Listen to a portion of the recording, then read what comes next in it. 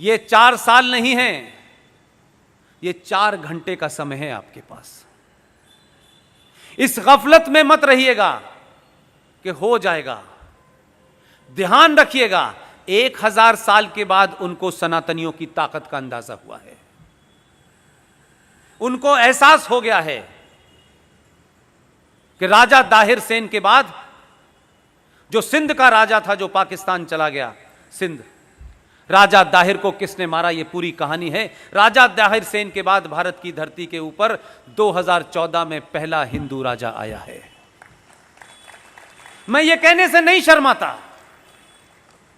वो हिंदू राजा इसलिए है कि उसने हिंदू होते हुए जो सनातन से कनेक्टेड है, हर वही काम कर रहा है जो भारत के संविधान में है।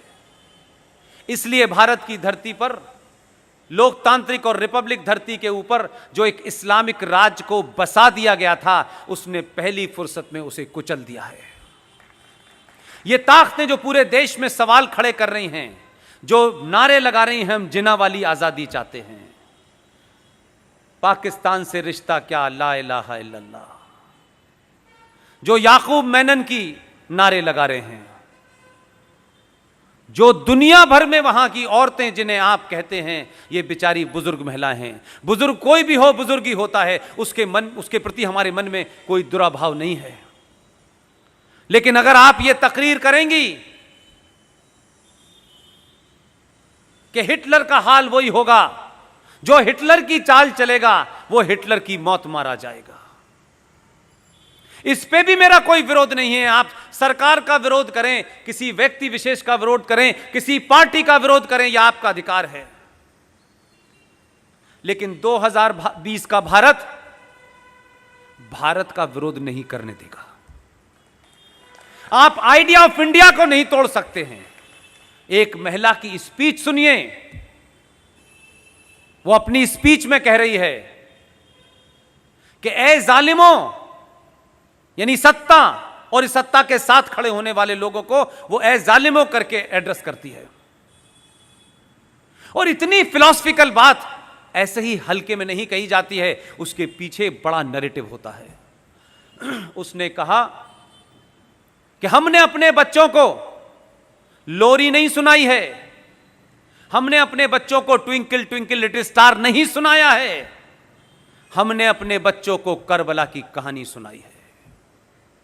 आपको पता नहीं है करबला में क्या हुआ, इसलिए आपके ऊपर रिएक्शन नहीं है, और करबला में क्या हुआ यह मुझे पता है, इसलिए मैं कह रहा हूं यह शाहीन बाग CAA के लिए नहीं है।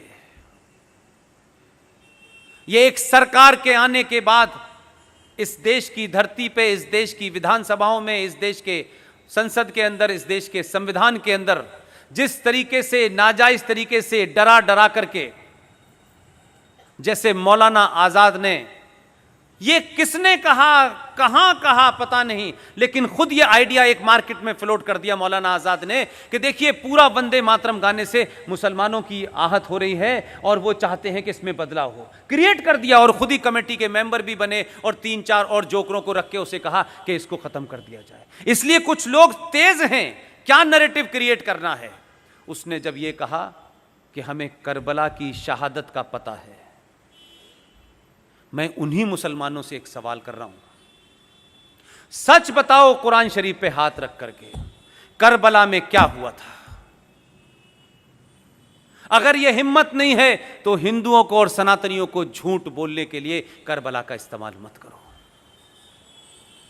करबला में तुमने मोहम्मद साहब के खानदान, उनके नवासों के नवासे, उनकी हत्याएं करके उनकी गर्दनों को नेजों के ऊपर, नेजों कहते हैं बड़े बड़े त्रिशूलों के ऊपर लेकर के शाम की गलियों में उनकी औरतों को बेराबरू होकर घुमाया था। तुमने ये किया था, तुम किसको बताना चाहते हो?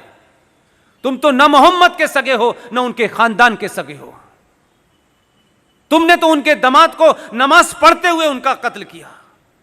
तुमने तो मोहम्मद की बेटी के घर में आग लगाई और जलते दरवाजे में उन्हें मार के दफन कर दिया। तुमने उनके नवासों की गर्दनें काटी। तुम कहते हो कि करबला हमें याद है, तुम करबला के बारे में झूठ बोल रहे हो। आज ये ताकतें कौन हैं?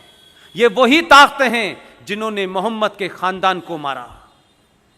इसलिए अबू बकर से लेकर के अल बगदादी तक एक ही सोच है, जो मोहम्मद के नहीं हुए वो हिंदुस्तान के कैसे हो सकते हैं, जो उनके नवासों के नहीं हुए उसके कैसे हो सकते हैं। हमको सिखा रहे हो? हमने तो और हमारे डीएनए में तो राजा दाहिर सेन का इतिहास नहीं पढ़ा है तुमने, और मक्कार इस देश के इतिहासकारों ने पढ़ाया नहीं है, और हमें यह जिज्ञासा नहीं है कि हमारे पूर्वज कौन थे। राजा दाहिर सेन सिंध का आखिरी राजा था, उसका इतिहास पढ़ लेते, तब भी मुसलमान अपनी मुंह नहीं खोलता आपके सामने। मोहम्मद साहब के परिवार में नवासों के नवासे जो भी रह गए थे, राजा दाहिर सेन ने अपने किले में उनको छुपा करके शरण दी। लेकिन बदकिस्मती और ट्रेजेडी देखिए कि कासिम जो चला था वहां से, पूरा नाम उसका क्या है, मोहम्मद बिन कासिम। जो मोहम्मद बिन कासिम आया, उसने खानदान के खानदान मारे, मोहम्मद साहब के खानदान को मारा। राजा दाहिर उनके खानदान को बचाते बचाते लड़ते लड़ते शहीद हो गया, लेकिन मोहम्मद के बच्चों पे उसने आंच नहीं आने दी। उस मोहम्मद बिन कासिम ने मोहम्मद के खानदान को मारा। पाकिस्तान का आज हीरो मोहम्मद बिन कासिम है। कहां के मुसलमानों हो और किस जगह के मुसलमानों हो, हमारे मुसलमान होने पे मुझे शक है। और मेरा शक इसलिए है, जो मुसलमान हैं पूरी दुनिया में, जो कुरान को मानते हैं, जो शरिया को मानते हैं, जो हदीस को मानते हैं, वो मुसलमान होने का पाखंड नहीं करते।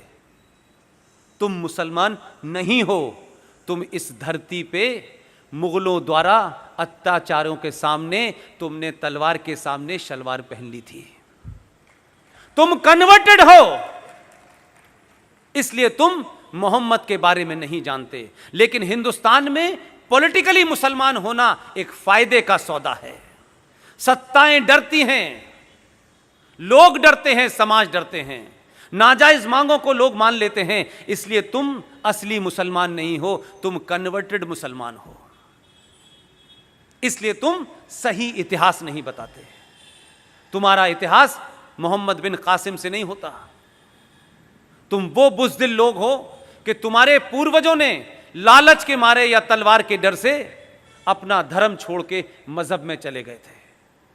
मैं ये बात आपसे इसलिए कह रहा हूं, जब वो आपको डराते हैं, आप तलवार से डर जाते हैं, आप फतवे से डर जाते हैं, तो कभी आप भी तो उनसे सवाल पूछो कि पागलों और जाहिलों, तुम किसको डरा रहे हो? हमारे बाप दादा पुरखे तब नहीं डरे तुम्हारी उस तलवार से, तो आज हम तुमसे डरेंगे? तुम तो डरे हुए लोग हो, हमें क्या डराओगे यार? ये बोलना शुरू करा है आपने, इसीलिए इस देश में बड़ी उथल पुथल है। इसलिए लोगों को मोदी नाम की जो चीज है, ये कोई शख्स नहीं है, मोदी कोई एक इंसान नहीं है। मोदी 1000 साल के बाद, 1000 साल पे सनातनियों पे 2 अत्याचार जो जुल्म हुए हैं, उस जुल्म को समाप्त करने वाली एक खुटी है जिस पे मोदी टंगा हुआ है। ये वो सोच है जिसके 7000 साल की तकलीफों को दूर करने के लिए हमें लगता है कि ये आदमी आया है, इसलिए पूरा देश उसके साथ खड़ा हुआ है और हर आदमी ये चाहता है कि इसको समाप्त करना चाहिए। इसलिए ये देश ने अपनी दिशा तय कर ली है। आपने टॉपिक बहुत अच्छा रखा है।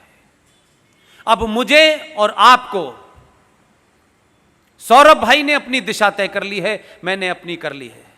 बहुत सारे लोग इस देश में, चाहे वो विवेक अग्निहोत्री जैसे फिल्मकार हों, वो भी बहुत पैसा कमा सकते थे 2 गाली देकर के भारत के सनातन को, 2 गाली देकर के देश के सरकारों को। वो भी क्या कहते हैं, उस लाइन में खड़े हो जाते जहां बहुत सारे राइटर और एक्टर हैं जो उनकी मर्जी के बगैर पैसा नहीं लेते, खड़े हो सकते थे।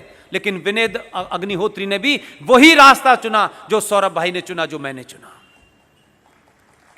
और उन्होंने रास्ता चुना इसलिए एक पिक्चर बनाई जिसका नाम है ताशकंद फाइल। वो देश की पहली ऐसी पिक्चर है जिसमें स्क्रिप्ट नहीं लिखा गया है, सारा डॉक्यूमेंटेशन है। कोई अपनी तरफ से उसमें नैरेटिव पैदा नहीं, सिर्फ डॉक्यूमेंट के आधार पर, और ये डॉक्यूमेंट भारत से और पूरी दुनिया से लाके बनाए गए। वही शख्स फिल्म बना रहा है कश्मीर फाइल।